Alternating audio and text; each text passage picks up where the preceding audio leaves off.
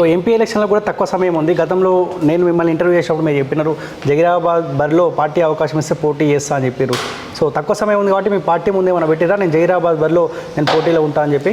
ఖచ్చితంగా అండి. అంటే జహీరాబాద్ మా ఫాదర్ మదర్ అంటే లైక్ మా ఊరు, ఐఎమ్ అది మా స్వగ్రామం, సొంత స్థలం. సో జహీరాబాద్ నుంచి పార్టీ ఆదేశిస్తేనైతే ఖచ్చితంగా నేను రెడీ.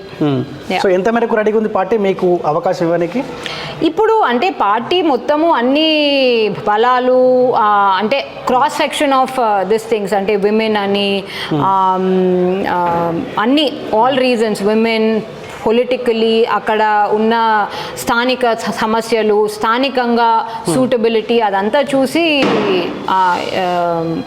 పార్టీ ఒక డెసిషన్ తీసుకుంటుంది. అండ్ ఎస్పెషలీ ఎంపీ ఎలక్షన్స్లో పార్టీ ఎప్పుడైనా కొంచెం సీరియస్గా డెసిషన్ తీసుకుంటుంది. కానీ ఖచ్చితంగా వాళ్ళకు తెలుసు వాళ్ళు జహీరాబాద్ నుంచి అనుకుంటే ఖచ్చితంగా నేను రెడీ. కానీ రీసెంట్గా మీ పార్టీలో అయిన చీకోటి ప్రవీణ్ ఆ జహీరాబాద్ టికెట్ ఆశించే బీజేపీ కండువ కప్పుకోండు.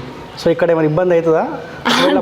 అంటే అది పార్టీ డెసిషన్ కదండి. అంటే ఎవరైనా you can just request the party ఎవరు అక్కడ కరెక్ట్ అనుకుంటుందో వాళ్ళకే స్థానం కల్పిస్తుంది. And as a woman, as a professional, as somebody who's been with the party అంటే పార్టీతోని చాలా కాలం నుంచి ఉన్నవాళ్ళు ప్లస్ పార్టీకి పనిచేసిన వాళ్ళు ప్లస్ స్థానికంగా సమస్యలు తెలుసుకున్న వారు, స్థానికంగా ఉన్నవాళ్ళు, అక్కడి నుంచి ఉన్న వాళ్ళను పార్టీ ప్రయారిటైజ్ చేస్తుంది అని అనుకుంటున్నాను. సో ఏదేమైనప్పుడు ఇప్పుడున్న రాజకీయాలు చూస్తూ ఉంటే పైసా లేని రాజకీయం చేయలేని పరిస్థితి. మద్యం సీసాలు ఇవ్వాలి, బిర్యానీ ప్యాకెట్ ఇస్తేనే పబ్లిక్ కూడా ముందుకు వచ్చే అవకాశం ఉంది. సో ఇటువంటి పరిస్థితుల్లో పోటీ చేయడం కరెక్టే అని మీరు భావిస్తూ ఉన్నారా? పోటీ చేయడం ఎటువంటి స్థితిలోనైనా ఒకవేళ పార్టీ ఆజ్ఞాపిస్తే నేను ఖచ్చితంగా చేస్తాను. కానీ మేము భారతీయ జనతా పార్టీ అంటే ఉన్న 119 నియోజకవర్గాల్లో భారతీయ జనతా పార్టీ మాత్రమే అంటే మీరు కోరుట్లలో చూసుకోండి, అరవింద్ ధరంపురి అయినా లేకపోతే కామారెడ్డిలో కాటిపల్లి వెంకటరమణారెడ్డి గారు అయినా వాళ్ళు చేసిన పనిని భారతీయ జనతా పార్టీ, భారతదేశము, సెంట్రల్ గవర్నమెంట్, మోదీ గారు చేసిన పనిని వాళ్ళు ముందటికి తీసుకుపోయారు. అది ప్రజల ముందట పెట్టిండ్రు. కానీ అబ్సల్యూట్లీ ఎటువంటి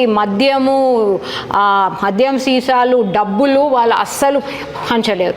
so clearly Bharatiya Janata party నాయకులే ప్రజలకు ఒక ఎగ్జాంపుల్ సెట్ చేసిండ్రు. అండ్ ఆ ఎగ్జాంపులే ముందు జనరేషన్స్కి అదొక సిద్ధాంతంగా మారి ఈ మందు, మద్యము, డబ్బు, బిర్యానీలు ఇవన్నీ తక్కువైపోతాయి.